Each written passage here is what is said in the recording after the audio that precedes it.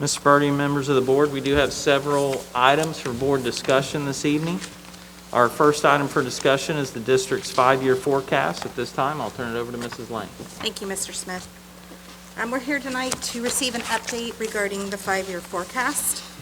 And just to remind our community and our board, the purpose of the forecast is to engage our Board of Education and the community in our long-range planning and discussions of financial issues facing the school district. It also serves as a basis for determining the school district's ability to sign the certificate required by the Ohio Revised Code Section 5705.412, commonly known as the 412 certificate. It also provides a method for the Department of Education and the Auditor of State to identify school districts with potential financial problems. Included in this forecast are revenues and expenditures relating to the general fund only. So there will not be there's no grant monies, permanent improvement monies, debt service funding that are included in this forecast. Starting with our revenue tonight, we are projecting our revenue to come in at $98.7 million this year, with our two biggest categories being real estate and unrestricted state aid, which is our state funding. Between those two categories, that's about 83% of our revenue. So tonight I'm going to focus on those two items in the upcoming slides. Our property taxes are based on our total valuation. For 2020, our total valuation was about over $1.7 billion. Our collections have remained steady throughout the pandemic, and 2020 was a reappraisal year. So we have seen some increases. Residential agricultural values came in at 18% above where they were last year, and our commercial industrial values have increased 13%. Of that $1.7 billion in value, about 67% of that is made up of our residential property, and that 33% is made up of our commercial and industrial property. So as you can see from the graph, we are projecting pretty much steady collections throughout the forecast period, and little growth there. Our unrestricted or school funding, as many of you know, is based on what the state budget is set at, and we are awaiting information on how that's going to turn out for us for the next 2 years. Last year, just as a reminder, in May of 20, we received a 5% cut of about $1.65 million.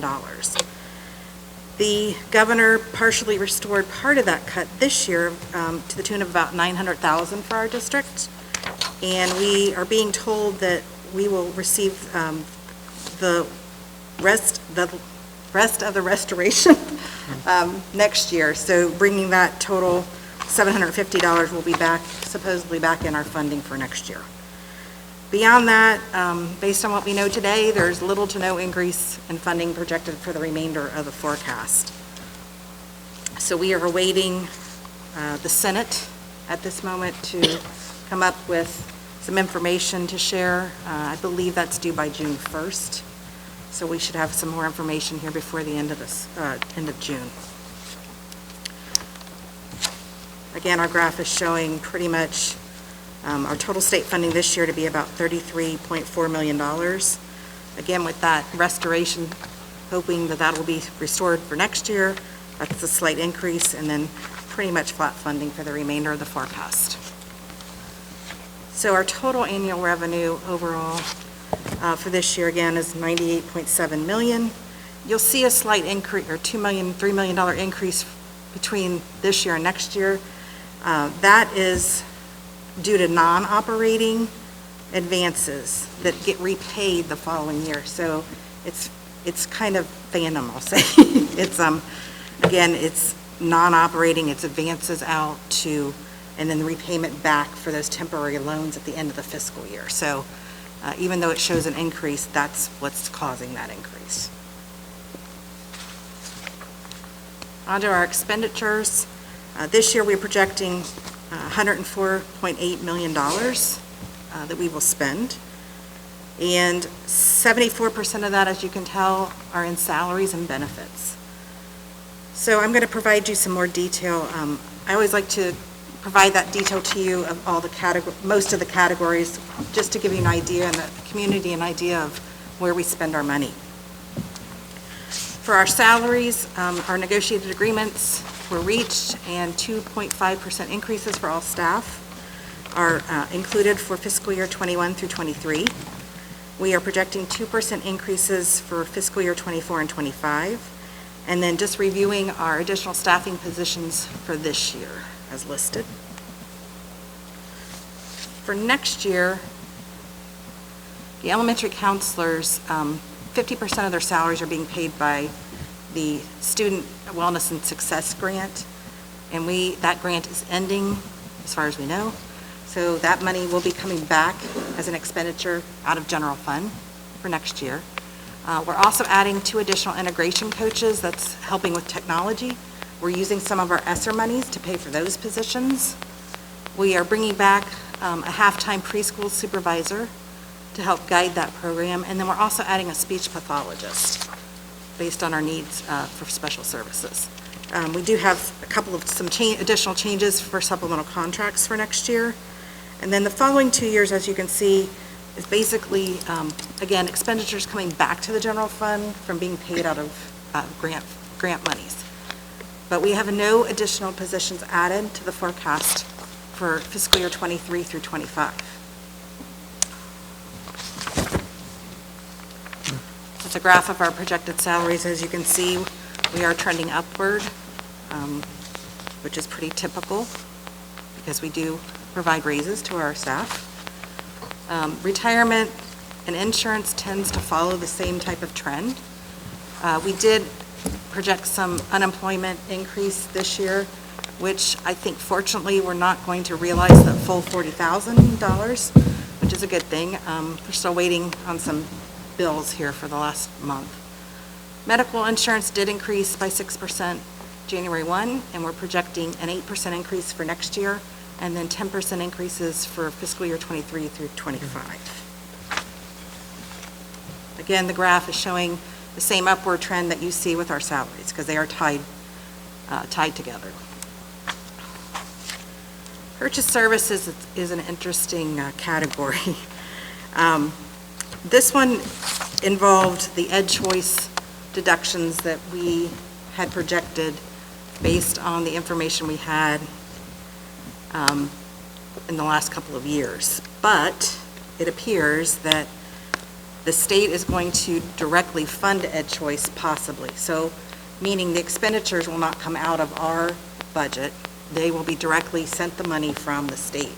So I went ahead based on that information and eliminated those Ed Choice expenditures out of our forecast, which is significant. It's over $11 million. So when people compare the November forecast to this forecast, they're going to think, wow, something really changed. Well, it's mainly driven by those numbers. And then you see that we have a couple of, the bus lease and the HVAC lease are getting ready to expire in the next couple of years. I have not projected another lease because to me that's a little far out. We'll have to evaluate that in the next year or two. So again, you see the purchase services, the increase in 23 due to the expenditures coming back off those grants that now will have to come out of general fund. Supplies and materials, it's a small category for us, but it did cover our COVID supplies this year, and we're using supplies, materials, laptop covers for all our technology purchases. Will come out of ESSER funds, but I did want to mention that to you. And then we have some painting needs in fiscal year 23. Again, that remains fairly steady throughout the forecast period. Our capital outlay, there are some big numbers there, but it does equate to 4% of our expenditures. And we are looking at the possibility of using some ESSER funds, if available, to maybe offset some of these expenditures, which will help our general fund. Next year, as you can see, we are using our funds for technology purchases again. And the following year, the same thing. We're trying to get all of our technology in our students' hands and teachers' hands as much as we can. For fiscal year 24 and 25, again, some HVAC needs, masonry, and I'm sure Mr. Perry, once he gets on board, will evaluate these again. So this may change over time. That's what we have planned right now for capital outlay. Again, you can see the decrease in expenditures due to using some of those ESSER funds for technology. So our annual expenditures, again for this year, $104.8 million, and of course, steadily increasing over the life of the forecast. So our financial summary shows the dark colored columns are for revenue, the gray is representative of our expenditures, the yellow line that you see is our cash balance going down throughout the forecast period because we are in deficit spending starting this year. And here are the actual figures to show. There's still so many variables out there right now that once we know, for instance, the state budget, we should have a clearer picture at least of the next 2 years. The ESSER grants, again, using those as our learning loss first, addressing the learning loss first, and then possibly using some leftover funds to possibly use to offset some general fund expenditures. So things have changed a little bit since November. As you see that we have a positive cash balance at the end of June of 2025. But again, that's going to change dramatically, I'm sure, after the state budget comes out. Still not sure what's going to happen with the Fair School Funding Plan. Not hearing a lot of positives coming out of the Senate with that plan, so it's kind of wait and see right now and hope for the best. That concludes my presentation. I'd be glad to answer any questions the board has. Does anybody have any questions for Nancy on the district's 5-year forecast? Yes, I have one. Going back to the property taxes page, we talked about the significant increase in valuations for both residential and commercial, and then you have a bullet point here that I don't think you really elaborated on, which I'd like you to. Okay. It says that increased values does not equate to more revenue for the school district. Can you expand? So with, basically when a levy is passed, that original revenue that is passed, it gets spread out over the property. And that stays the same. That same amount can be collected no matter how much our values increase. It may get shifted a little bit differently amongst your neighbors, let's say, compared to yours, but we still collect the same amount of money. House bill, or phantom revenue, 920, I think it is, sorry, is what's caused that over the years. So that's where we only gain revenue from new construction, which isn't much in the city and township right now because we're pretty much built out. Does that answer your question? Mm-hmm. Yes. It's a great clarifying question to ask, because a lot of people don't understand that. Just because they're property about it, they think that the schools are getting more money, and it's not, because it's based on where it was when the levy was passed. So, any other questions? Nancy, fantastic job. Yes. Thank you. And we appreciate the fact that you're okay with guessing based on information you have at the time, knowing that it's always going to change. And thank you for the wonderful job you do making the levies that we have passed in the past stretch out as long as possible. We're trying. And it's to your due diligence that that's happening. So thank you so much for your work. It is a team effort, by the way. I'm going to give you the credit, and you give the other people the credit. Okay, next item, Mr. Smith. Yes, our next item for board discussion is virtual learning option, VLO program update. I'll turn it over to Mrs. Aug. Thank you, Mr. Smith, Mr. Birding, members of the board. I just want to give you a brief update related to the virtual learning option for the 2021-22 school year. As you remember, on March 18th, we presented to you the possibility of having a virtual learning option for our students in grades K through 12.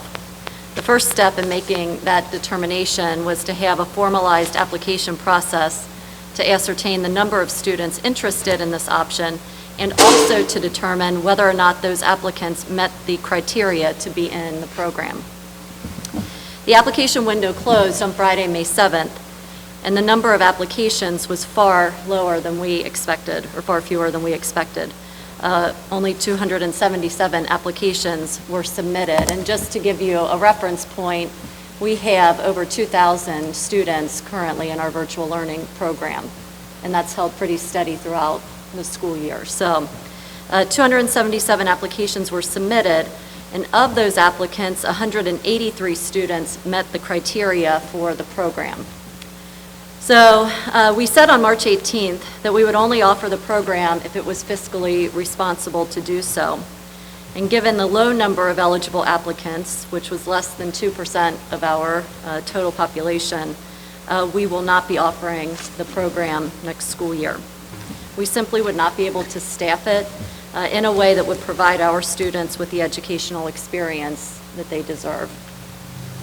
So as you know, over the last years we've navigated through the pandemic. We've talked a lot about giving our students options. So this wasn't an easy decision to make. It's one that we've really been planning for since October with our teacher groups and work groups and talking about what next year will look like. So it wasn't a decision that we made lightly. I do want you to know, however, we are certainly not on an island in making this decision. Many school districts have made the same decision for very similar reasons, in that there is not enough interest to justify the resources needed for the program. So I think the good news is that the overwhelming majority of our families are ready to come back to in-person learning in the fall, and we're really looking forward to that. And so that's where our focus will be. Thank you. And I'm sure our teachers are ready for them to come back as well. They miss the students as well. Yes, absolutely. Are there any other comments from the board's question? Okay. Thank you very much, Ms. Aug. Thank you. All right, our next item for board discussion is an update on the most recent facial covering guidance. And then last week, we've been receiving lots of questions about, hey, what does this mean? And what does this mean for the fall of 2021? So I thought it was a good idea to have some open discussion about the topic. So where we are today on May 20th, per the governor's most recent announcement, facial coverings will no longer be required in the Fairfield City School District as of June 2nd. However, I made this very clear with several, just a few parents that have emailed with some questions about next year. The district will remain supportive of those who would like to continue to wear a facial covering. I've also made it clear that this could change. If you want to go back 1 year ago, go back to last summer, I think we can all remember that we would receive information, in the morning, and by the afternoon receive something totally different. And then the next day, and so on and so on. So that may not be the case this time, but I just, want to be transparent with all of our members of our school community and let them know that that certainly is possible. But as of today, that's where we are. As of June 2nd, they will not be required. And I also, the last point I'd like to make around this topic is just to remind everyone in the Fairfield City School District that we have relied on the experts for guidance and their recommendations, and we've stayed true to that the entire time. And that's what I continue to tell people who ask questions.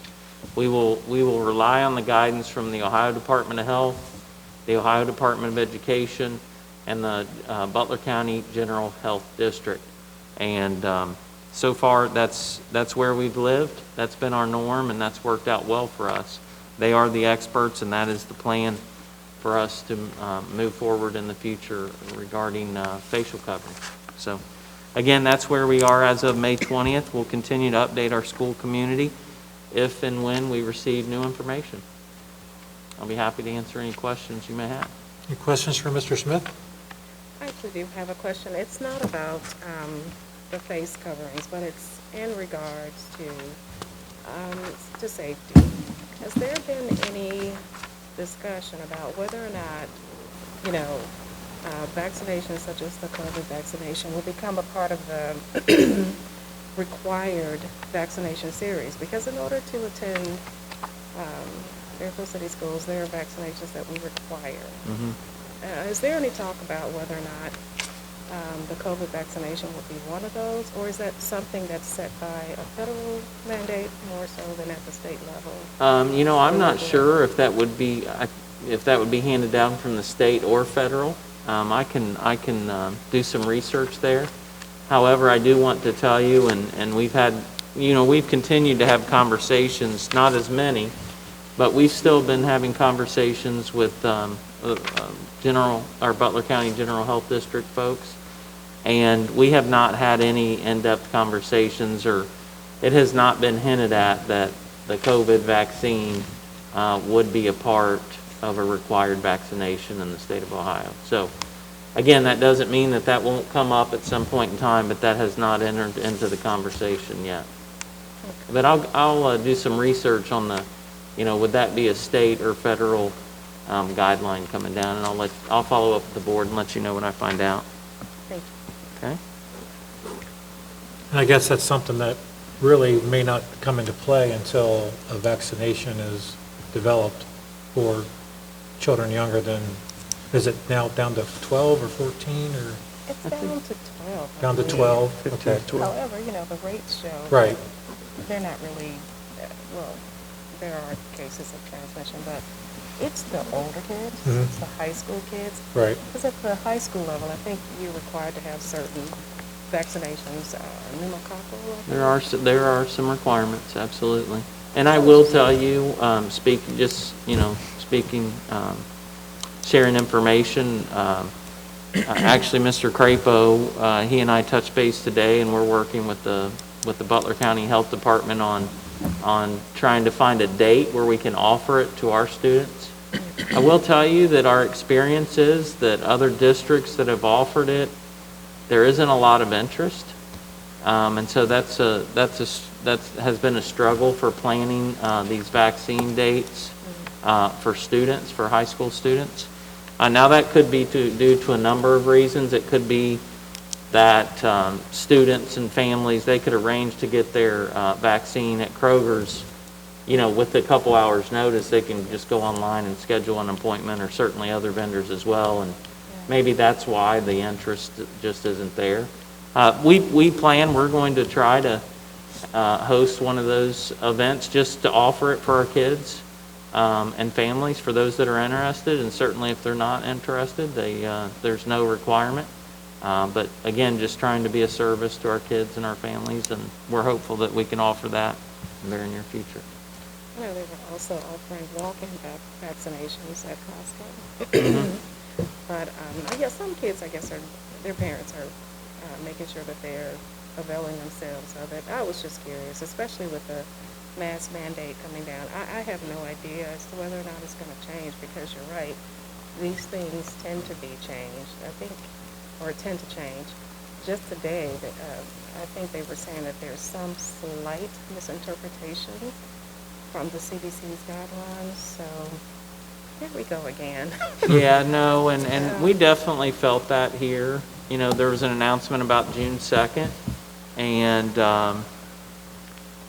initially there wasn't any detail about schools, and so a lot of schools were suddenly feeling this pressure. Well, does this include us? I mean, we only have 10 days left, or single-digit days left, and then luckily Governor DeWine sent out an email to schools saying this does not apply to you. We want you to finish the year under the current guidelines. So we were very thankful for that, because sometimes announcements are made and it's not, you just get the sense that it's generally not considered the impact that it would have on schools.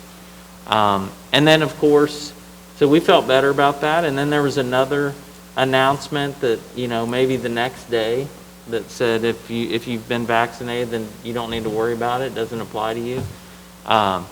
So, yeah, it kind of felt like last summer there for a couple days. I think now where we are, I think we've gotten some clarity on, you know, we fall into that June 2nd date along with everyone else. I think most people are hopeful that the guidance as of June 2nd will remain the guidance for the rest of the summer and into the new school year. But I think we need to, sometimes people say to expect the unexpected. We can certainly be hopeful that everything's going to go very well, but I think we need to be prepared to receive other guidance or go in a different direction simply because that's what we've been used to. So we'll just see what happens. We'll take it one day at a time, and certainly we will continue to communicate and be as transparent as possible with our students and our staff and our parents. So, Thank you. you're very welcome. Great question, Mrs. Shorter. Thank you for that. Any other questions for Mr. Smith? Okay, thank you. Okay, thank you. All right, our next item for board discussion is a MOU with On-Call Meal Solutions. This is in regard to our summer lunch program, and I'm going to turn it over to Mr. Crapo. Good evening, members of the board. Again, we have changes with meal delivery in the summertime, but we are happy to announce that all kids will be offered options for food throughout the summer. We have multiple plans in place for this option, and it is completely free to the students, and the district will be reimbursed for all the costs, so it will not be coming out of our general fund. The week of May 10th, we made available a sign-up for our families for home-delivered meal kit option. Each kit will provide 7 days of breakfast and lunch and will be delivered directly to the student's home every week between June 7th and August 2nd. There was a great turnout. We maxed out capacity with what we were allowed to. It was just shy of 1,200 kits is what we were allowed to do with that one. But again, FedEx will deliver 7 days worth of meals to the student's home for free of charge, with reimbursement. In addition to the home delivered meals, we're also offering meal pickup every Wednesday from 11:30 to 12:30 from June 9th to August 4th.